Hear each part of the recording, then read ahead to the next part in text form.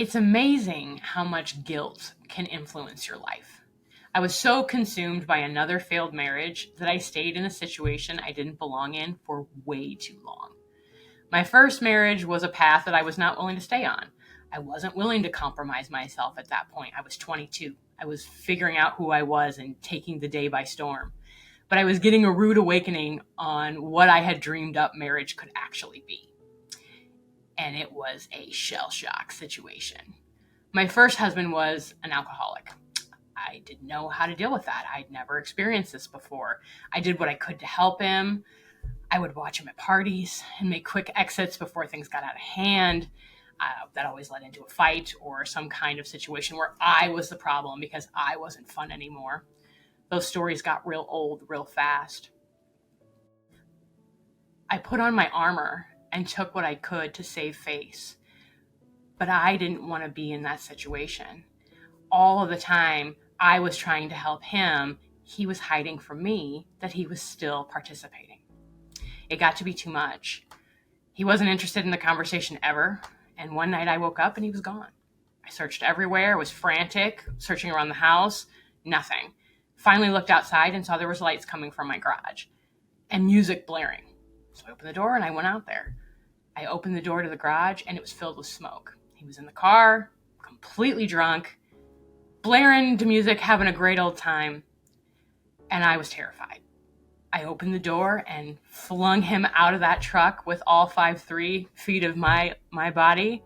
And he looked at me like I was crazy and goes, "What are you doing?" And I said, "I'm saving your life."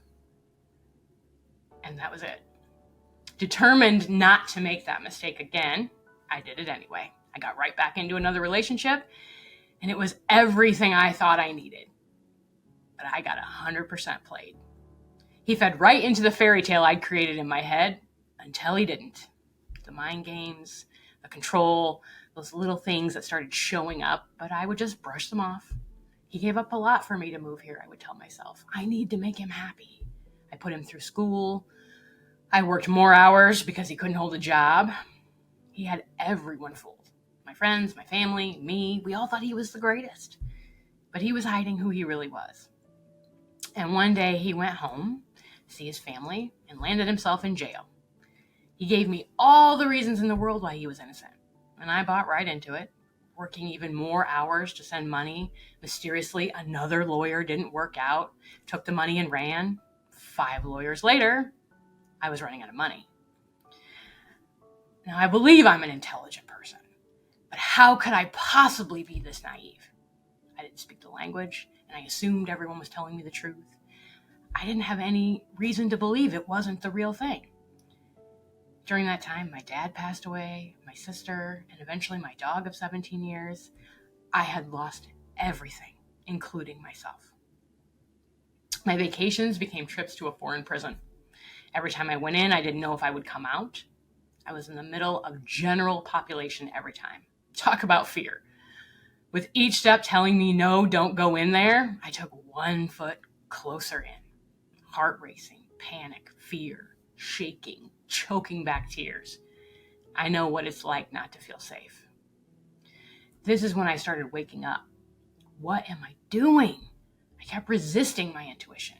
I landed myself in a very dark place, suffocated by guilt, embarrassment, shame. I hid. It was all I could do. Only my family really knew what was going on, although I isolated myself from them and everyone else I knew. Terrified that someone would ask me, "Where is he? Why didn't he come with you?" I became an artist in deflection. Every time someone would ask about me, I would turn it right back around to them, gaining the nickname, the Vault. I would muster up enough energy every day to go to work, to take care of my dog, to pretend everything was fine, which was exhausting. I didn't go anywhere. I didn't do anything. My couch became my safe place. I was either crying or completely zoned out or pretending I was fine, waiting for the next phone call. Those calls started showing me the person I was getting glimpses of prior to. Angry, controlling, manipulative, jealous. I started waking up. Why was I putting up with this? I had sacrificed everything for him, but I still couldn't pull away. I kept saying, "You took a vow. Not another failed divorce." I just wanted to keep happy. That's all I would ask for. Why was that too much? I just wanted to be happy. One day after another fight, I said I needed some time. I was tired of thinking all of this all the time and feeling all of these things. I went to the lake with my family to get away. And I asked him not to call so I could think. Big surprise, he did anyway. Of course I answered the phone. Again, continuing to allow this type of behavior. He proceeded to tell me that he'd been keeping something from me. All the money that I had been sending for 10 years was gone. I was confused. Do you mean your money or my money? It was my money. All the hours I had put into saving him, all the repairs I didn't do, the trips I didn't go on, the things I didn't buy, those sitting in my house doing nothing. I asked when this happened, and he said, a year ago. I was blown away. What? So you've been lying to me for a year? This answer takes the cake. I didn't lie to you. I just didn't tell you because I knew you would leave. Wow. That was it. That was the kick in the pants I needed. That was the wake-up call I needed. 10 years of my life gone. The person I once knew, gone. The person I was, gone. I was up. The divorce was brutal. He refused to sign papers. We had to do Zoom court, which I had to pay for on his side and mine. Avoiding all the lawyers, calling me 20 times a day in the middle of the night most of the time to win me back in a twisted way filled with gaslighting and threats. I stopped taking the calls. That little voice inside me said, you owe him nothing.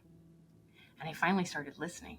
Yeah, the meal ticket was gone. I was awake. I blocked the number, and I blocked another one, and another one, and another one. And I will never really know if I was a mark, and I have had to let that go. Destined not to make those mistakes ever again, I dove into the work, and it began with a walk. I started walking my dog on a beautiful day, and for the first time, I feel like I saw the sun. And I stopped, and I looked around. And in that moment, I realized I will not do this to myself ever again. It was time for change, and I knew I had to break those patterns. I had to take ownership of what I was allowing, find those root causes for my people-pleasing, my shiny object syndrome, lack of boundaries, repressed emotions, trust issues. I had it all. I made a commitment to myself that I would never go back there again. Something had to change. So I took courses, and I hired coaches, and I read books and answered questions and embraced self-care, exercising, affirmations, journaling, meditation, all the things I had neglected over all those years. And I became diligent about my morning and evening routine. And I started realizing all the things I had missed out on because I was stuck in my own prison that I put myself in. It was time to break those chains and start living. So I created a vision board, all the things I wanted to do and see because I'd missed out.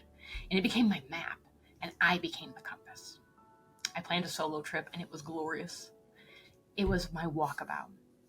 As I arrived at the B&B, the woman surprised me because she was just so perplexed by the fact that I was alone. And she asked me if I was running away from home. And I smiled and said, something like that.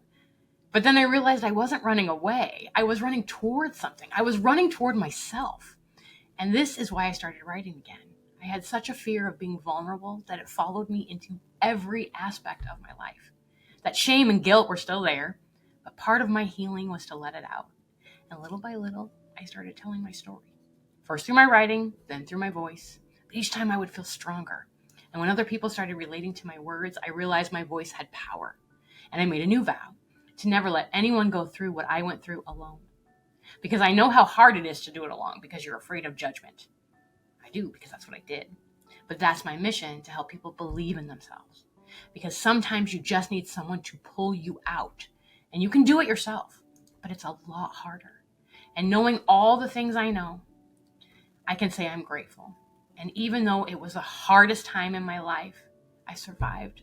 I learned lessons, and I became better for it. And had I not gone through all of that, I may not have ended up here. And I can honestly say, I'm happy, I love my life, and I am grateful. And you can be too.